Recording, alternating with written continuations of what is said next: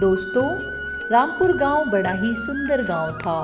उसी गांव में अलगू नाम का एक किसान अपनी बीवी सीमा और 2 बच्चों के साथ रहता था। वह हमेशा उदास रहता था क्योंकि उसके घर की आर्थिक स्थिति अच्छी नहीं थी। उसके पास जमीन तो थी पर उस पर खेती करने के लिए पर्याप्त साधन नहीं थे। फिर एक दिन उसकी पत्नी ने कहा, अजी सुनते हो, जमींदार के यहाँ से 3 दिनों से बुलावा आ रहा है। मैं वहाँ पर झाड़ू पोछा करके अपने घर का गुजर बसर करना चाहती हूँ। जब तक तुम्हारे खेत में अच्छी फसल नहीं हो जाती, मुझे वहाँ जाने दीजिए। नहीं नहीं, बिल्कुल भी नहीं। मुझे यह बिल्कुल पसंद नहीं है कि तुम मेरे होते हुए किसी दूसरे के घर में काम करो। मेरे लिए यह बड़ी शर्म की बात होगी और गांव के सामने मेरी बड़ी बेइज्जती होगी। तुम चिंता मत करो, मैं गांव में किसी से मदद मांगता हूँ।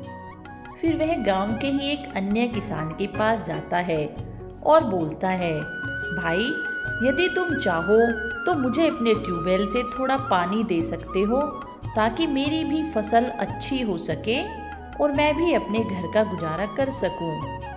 परंतु वह भी पानी देने के लिए साफ साफ मना कर देता है, जिसे सुनकर अलगू किसान बड़ा दुखी हो जाता है। उधर उसी गांव का सेठ बैठा बैठा यही सोच रहा था कि अलगू किसान जरूर मेरे पास ही कर्ज मांगने के लिए आएगा और ऐसे में मैं उसकी जमीन को हथिया लूंगा। इतनी ही देर में अलगू उसके पास आ जाता है और बोलता है, सेठ जी, नमस्कार सेठ जी, मैं बड़ी आश लेकर आपके पास आया हूँ। कृपया मेरी मदद करें।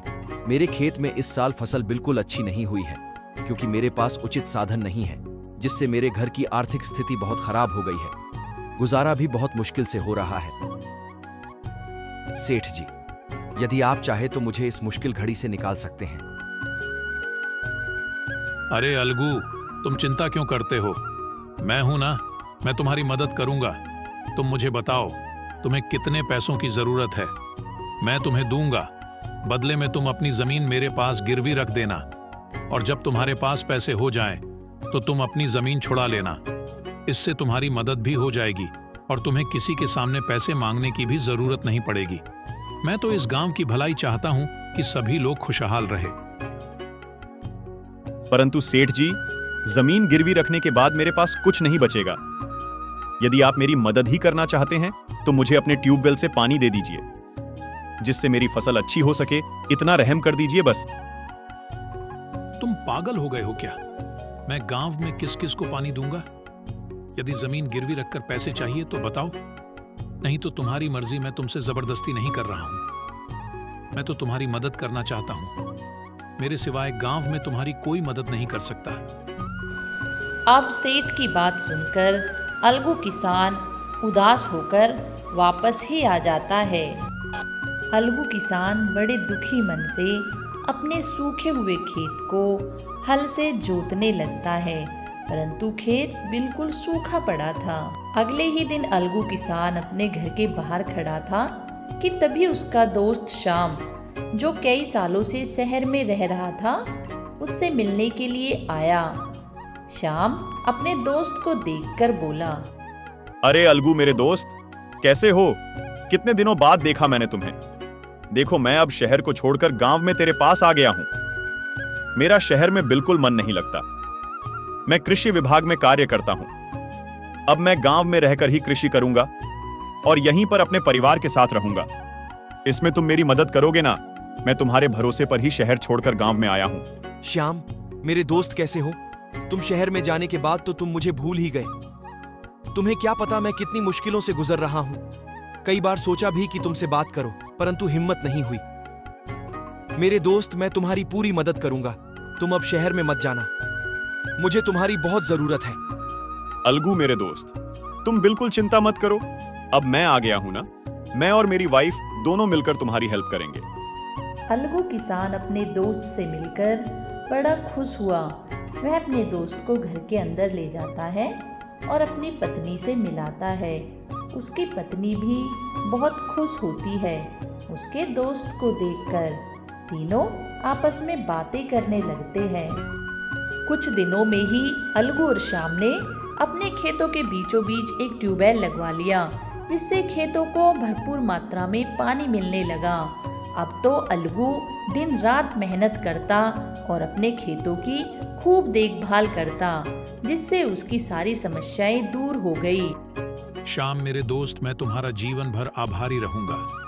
तुमने और तुम्हारी पत्नी ने मुझे इस बुरे वक्त से निकाला, नहीं तो मेरा परिवार भूख से ही मर जाता। तुम दोनों मेरे लिए किसी फरिश्ते से कम नहीं हो। जीवन में यदि कभी भी तुम्हें मेरी जरूरत पड़े तो मैं हमेशा तुम्हारा साथ दूंगा। नहीं नहीं अलगू, मेरे दोस्त, इसमें आभार व्यक्त करने वाली कौन सी बात है? आखिर एक दोस्त ही तो दोस्त के काम आता है। जीवन में मुसीबत किसी के भी ऊपर आ सकती है। इसका मतलब यह तो नहीं कि इंसानियत भूल जानी चाहिए। हमें मुसीबत के समय एक दूसरे की मदद जरूर करनी चाहिए। फिर तुम तो मेरे बचपन के दोस्त थे। तुम्हारी मदद करना तो मेरा कर्तव्य था। श्याम की पत्नी कहती है, भाई साहब, इसमें एहसान वाली कोई बात नहीं है। आप हमारे अपने हैं। आपकी मदद करना हमारा कर्तव्य है। इतनी ही देर में अलगू की पत्नी सीमा भी आ जाती है और सारे मिलकर खूब बातें करते हैं।